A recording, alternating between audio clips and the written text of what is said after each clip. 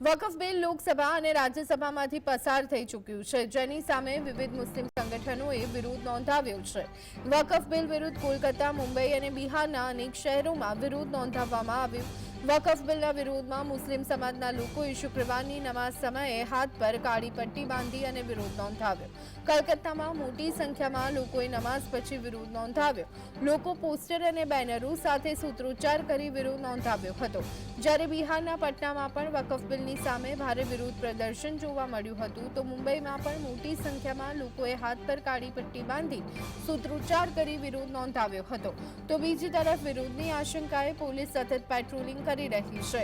બિહારમાં અનેક શહેરમાં ઉગ્ર વિરોધ જોવા મળી રહ્યો છે। બિહારના પટનામાં વિરોધ કરી રહેલા લોકોએ વકફ બિલ પર સમર્થન આપવા બદલ નીતિશ કુમારની જેડીયુ સહિતની પાર્ટીઓને પરિણામ ભોગવવાની ચીમકી ઉચ્ચારી છે। सेकुलर पार्टी जितनी भी थी, चाहे वो नायडू की पार्टी रहे, चाहे नीतीश कुमार की पार्टी रहे, चाहे हम पार्टी रहे, चाहे आपको रामविलास की पार्टी रहे, ये सब मुसलमानों को साथ धोखा देने का काम किया। इसका अंजाम बुरा होगा।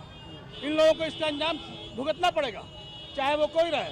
आज सिलसिला जारी हो चुका है, रिजाइनेशन देने का जदयू के नेताओं को शुरू हो चुका है। कल हमसे देंगे, उसके बाद में आपको नायडू से भी देना शुरू हो जाएगा।